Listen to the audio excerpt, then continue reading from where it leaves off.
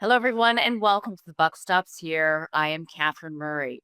Well, as we head into year end, big question mark is will we continue perhaps to get a Santa Claus rally? And perhaps more importantly, how do we really want to set ourselves up for 2026 from an investment perspective? Joining us for this conversation is Diana Avigdor. She is a VP portfolio manager and head of trading at Barometer Capital. Diana, great to be with you today.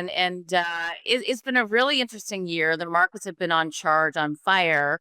We'll see what happens over the next couple of weeks. But importantly, how are you looking at the world? Just because it's year end doesn't mean we don't need to look out to 2026 and really be positioned well. Thanks, Catherine, for having me. Very nice to see you. Um, I think 2026 will be as complicated as 2025, if not more Mm. so. Yes, we've had indices rally, and things have been excellent, especially in Canada, outperformed the US and really a lot of the global markets. But it hasn't been an easy path, both here domestically and south of the border. There was lots of rotation, lots of headlines. Remember April's Liberation Day. Um, is it tech? Is it commodities? Is it inflation? Is it stagflation? Are we cutting rates? Are we not cutting rates? And I think 2026 continues in that path. Not to mention that the second year of a presidential election tends to be a little sloppy. 2018 was President Trump's first administration. Second year was not an easy year, and 2022 was not an easy year. So we're going into that as well at a time when we're so unsure about so many things, and we have a hole in the economic data that resulted from the government shutdown in the US. So between now and the next FOMC meeting in January, there's a slew of catch up data coming up.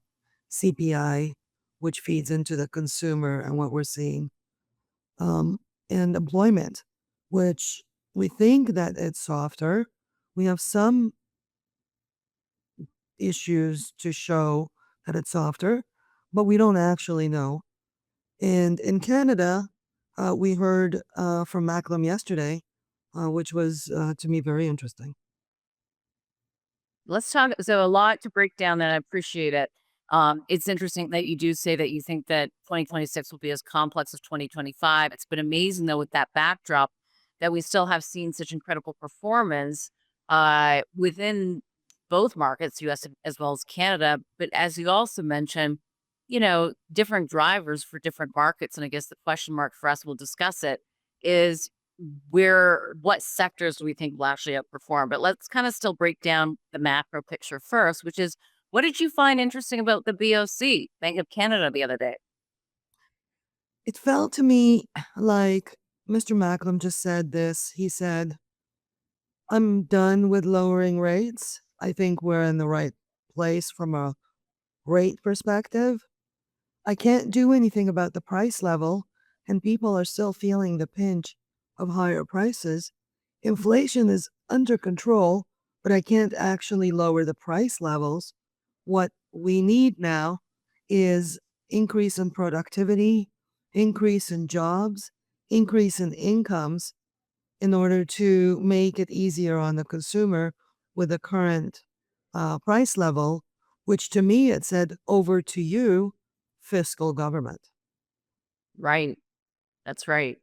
And he's not wrong. And he is being responsible in terms of understanding what monetary policy is supposed to do and what the federal government is supposed to do as it relates to fiscal prudence, fiscal government. Doesn't mean necessarily spending. It does mean, however, having, and you and I talk about this all the time, the right regulations to increase Canada's GDP, Canada's economy. Productivity has to do with the people, but you can also put incentives in place to help that out as well. But the reality is our deficit just keeps growing. And it's interesting to see a central bank step back and say, the government needs to be doing something here. Yeah. And productivity is a big issue of ours in Canada, and it has to be kickstarted somehow. Maybe by government Yeah. policy, maybe AI will do it for them. Don't know. Well, That might hurt the jobs, but it might hurt help productivity. But we'll take a quick break. A lot to discuss. We'll be right back.